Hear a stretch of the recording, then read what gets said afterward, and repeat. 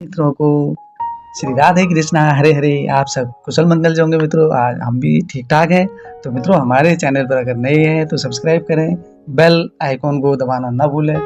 तो मित्रों अभी हम इससे पीछे हमने जो है आपको श्री ग्वल देवता की जाग या जागर की रीति की जो अध्याय ये पाठ जो हमने सुनाए, अगर आपने वो पिछली वीडियो हमारा दूसरा पार्ट अगर नहीं देखा होगा, नहीं सुना होगा, तो उसको हम जो है डिस्क्रिप्शन में जो है वो लिंक हमने दे दिया है, आप वहाँ जाके सुन सकते हैं, देख सकते हैं। तो मित्रों आज हम तीसरे पार्ट की तरफ, छोटे छोटे पार्ट की तरफ वो कर रहे हैं। ज़्यादा लंबे पार्ट हो जा रहे हैं, लोडिंग में ये अपलोड करने में भी दिक्कत हो जा रही है, एडिटिंग में बहुत टाइम लग जा रहा है मित्रों, नेट भी काफ़ी हो जाता है, नेटवर्क की प्रॉब्लम भी आ जाती है। तो मित्रों आप सुनेंगे, चिंतन करेंगे, मनन करेंगे, आगे को शेयर करेंगे, इसलिए हम ज़्यादा वक्त न लेते हुए हम आगे को जो है कथा का जो है आगे बढ़ते हैं। तो आप ध्यानपूर्वक सुनेंगे। तो अंत में अपने गुरु गोरखनाथ व दास डोली की आरती करते हैं। फिर सभी डंगरिये दास को जो ढोल बजाते नाचते का आग्रह करते हैं, इस दास का नर्तन कहते हैं। असल में इन देवताओं के जीवन काल में जो वीरता भरी युद्धात्मक मुहिम चलाई, उसमें उत्साहवर्धक के लिए दास दमाही के नगारे वो अन्य बाजे गाजे वाला दल सम्मिलित या इस दल की अगुवाई धर्मिया नामक दास ने की थी। अवतरित देवता उसी धर्मिया को न्योता में नचाकर अपने भूतकाल की याद ताजा करते हैं। दास नए वस्त्र सपा पहनकर गाथा गायन उपरांत डंगरियों के साथ नर्तन करता है और यह ढोल बजाते हुए धुनी के चारों ओर घूमता है और सारे डंगरिये उसको जो है घेरे नाचते चलते हैं। उनके साथ जो है और भी डंगरिये जो है चारों तरफ चलने लग जाते हैं। दास का नर्तन आगे तेज हो जाता है, पर नर्तन में ढोल वाले झूलने लगता है, परंतु दास तेज नर्तन करते हुए ढोल बजाते रहते हैं तथा डंगरियों अवतरित स्वरूप में उसे घेरे चलते हैं।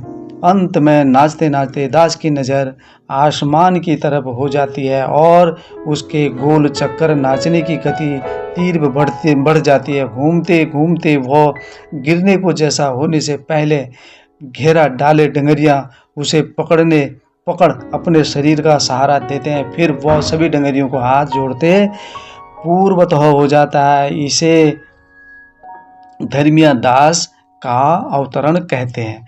सभी डंगरिये दास को स्नेह स्वरूप आशीर्वाद देते हैं। यह नर्तन दृश्य भी रोचक व सम्मोहक होता है।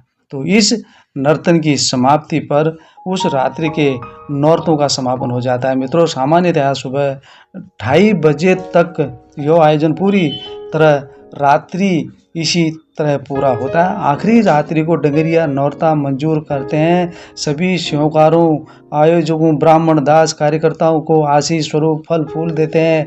जो सदस्य किसी कारण वहाँ नहीं उपस्थित हो सका उसके लिए भी अपनी विभूति वो आशीष देते हैं। आयोजक परिवारों के सारे रुके कामों को पूरा करने का आश्वासन देते हैं। सब परिवारों को शुभकामना देते हुए कैलाश की ओर मैं जाता हूँ करके अवतरित अवस्था छोड़कर सामान्य अवस्था में आ जाते हैं। मित्रों आखिरी रात्रि के अगली सुबह मंदिर में बड़ी धूमधाम से पूजा होती है और अगर पशु बलि होनी होती है तो वहाँ भी माँ भगवती दुर्गा की स्थापना कर उनकी पूजा की जाती है। फिर पशु बलिदान भी किया जाता है। यह बलिदान भी 2-3 प्रकार का होता है। मित्रों यदि बलिदान नहीं होता तो इसके बदले हवन का आयोजन होता है। देवता की रोजाना की पारंपरिक पूजा के बाद हवन कुंड स्थापित कर सभी आयोजकों का द्वारा सामूहिक रूप से हवन किया जाता है और हवन के उपरांत मंदिर में देवता को विभिन्न पकवानों के भोग लगाकर आखिरी आरती होती है। गोलू देवता को मुख्यतः मालपुए का भोग लगाया जाता है। मित्रों इस आरती के बाद वो भंडारे में भोजन शुरू हो जाता है। पुजारी वो उनके सहायक सभी लोगों को देवता को अर्पित भोग पकवानों को प्रसाद बांटते हैं। इसके उपरांत आयोजकों द्वारा ब्राह्मण दास की ढोली या जगरिया डंगरिया को परंपरा वो उनके श्रम के अनुसार द्रव्य दक्षिणा, अन्य उपहार, वस्त्र इत्यादि भेंट कर उनका धन्यवाद करते हुए विदा किया जाता है। कहते हैं जब ये लोग जब जाते हैं तो अपने जजमानों को, अपने श्योकारों को और अपने वो कहते हैं कि जो है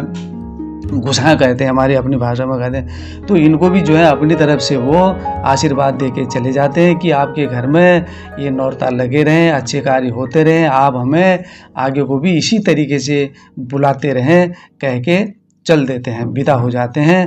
तो कहते हैं सफल नौरता आयोजन में देवता उस श्योकारों के लिए अगले 3 साल तक जागृत रहता है।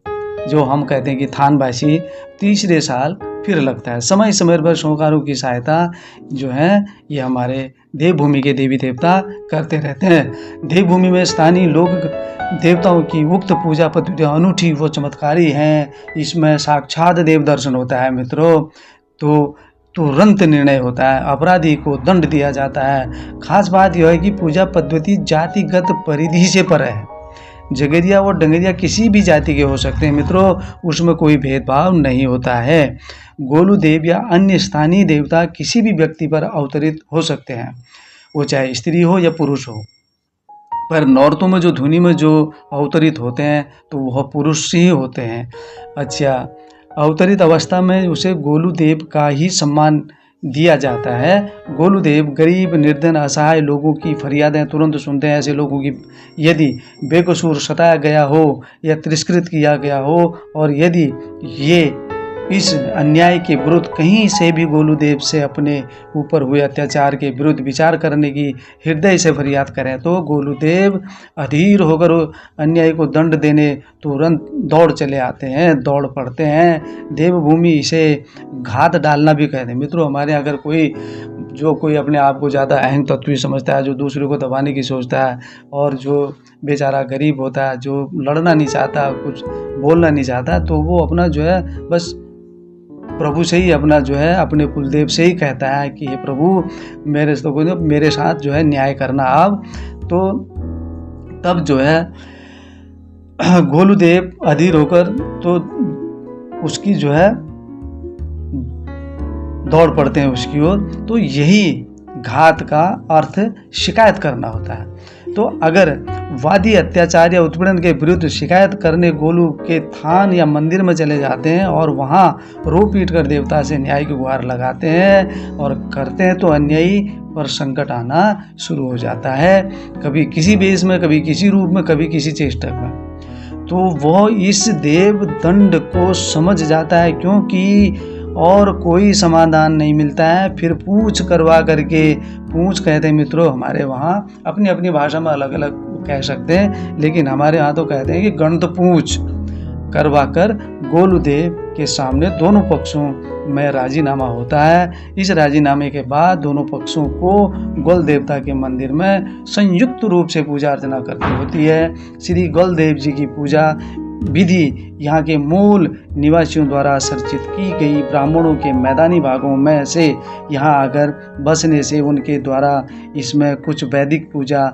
विधियों को भी सम्मिलित किया जाता है। श्री गोल देव जी की न्याय के प्रति प्रतिबद्धता के कारण जो है सारे उत्तराखंड के लोग सरल, सहज और न्यायप्रिय होते हैं। तो मित्रों, हमने जो आपको ये कथा, जो ये छोटा पार्ट जो रह गया था अध्याय 2 का, अध्याय कहते हैं क्योंकि आगे को भी जो है स्मरण पाठ के भी अध्याय हैं 5। तो ये जीवन गाथा, जीवन परिचय, संक्षिप्त जाग, जगरिया, डगरिया के बारे में जो ये अध्याय है हम आपको छोटे छोटे पार्टों में सुना रहे हैं। तो मित्रों, ये श्री गोल देवता की जागर या रीति जो अध्याय 2 के मैंने ये 3 पार्टों में आपको ये सुनाया। जगरिया के बारे में, नौरतों के बारे में, अपने आराध्य जो हमारे पहाड़ों में जो रीति रिवाज, जो परंपराएं चली आ रही हैं। इसीलिए मित्रों, आपसे हम यही कह रहे हैं कि इस वीडियो को आप देखें, चिंतन करें, मनन करें, आगे को शेयर भी करें, कमेंट बॉक्स में अपने सुझाव दें मित्रों, हमारा भी हौसला बढ़ेगा। तो अगली वीडियो में हम आपको लेकर आएंगे, तो उसमें गोल देवता का डंगरिया, जो ये इनकी गाथा क्या है, इनका क्या रोल होता है, ये क्या करते हैं, तो इसके बारे में हम अगले पार्ट की तरफ चलेंगे। तब तक आप जो है ये देखें, सुने, तो आगे को शेयर भी करें। श्री राधे कृष्णा, हरे हरे, मंगलमय हो।